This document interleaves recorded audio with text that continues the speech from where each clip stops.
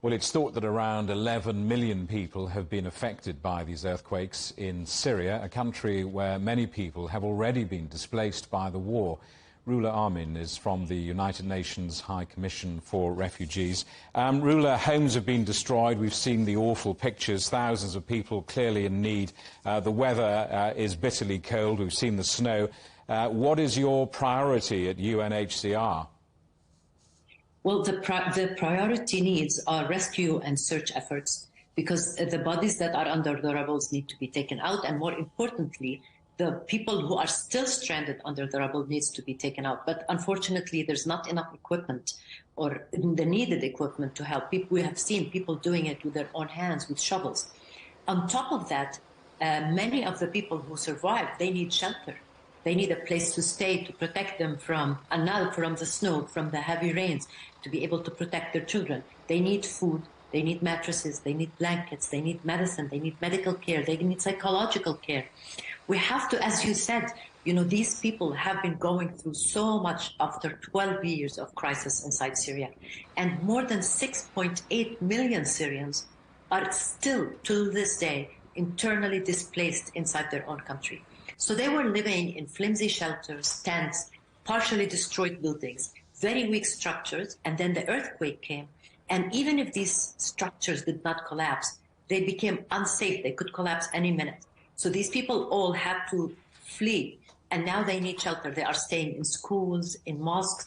They are desperate for all kinds of assistance. And that's why, as UNHCR, we have mobilized all our resources and all stocks that we have in country, like tents, blankets, thermal blankets, winter clothes, kitchen sets. They need everything we can give them, and the needs are immense. Whatever we have inside the country is not enough. We need to mobilize much more.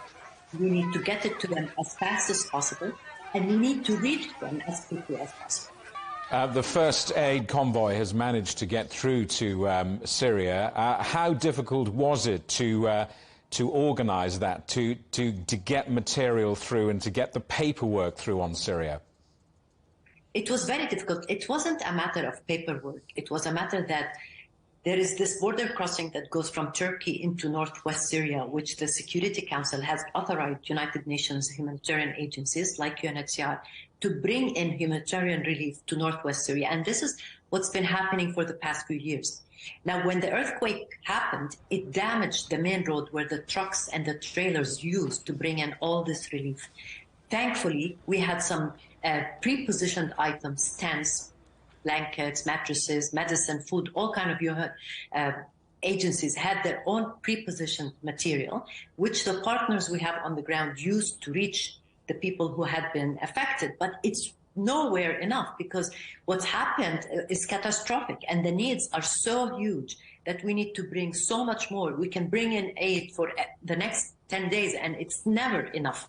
It's a drop in the bucket, because these people have been, their ability to cope with hardship had been depleted in the past 12 years. It's like the last straw. And they feel so lonely. They feel that they had been left abandoned by the world, because their needs had been growing with every passing year of displacement and crisis. Yet finance and attention to meet their needs had been dwindling. There are so many other crises in the world. People think that, with every passing year, things get easier. It's not true. It gets more difficult. And we don't have the resources to reach all those who need assistance.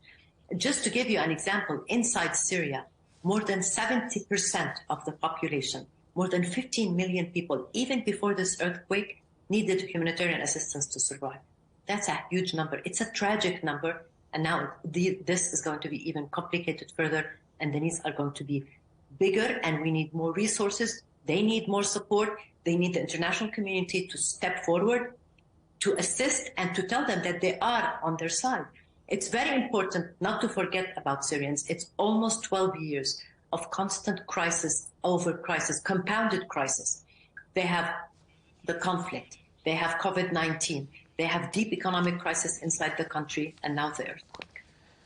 Rula Amin, thank you very much indeed for talking to us. Rula Amin from the United Nations High Commission for Refugees.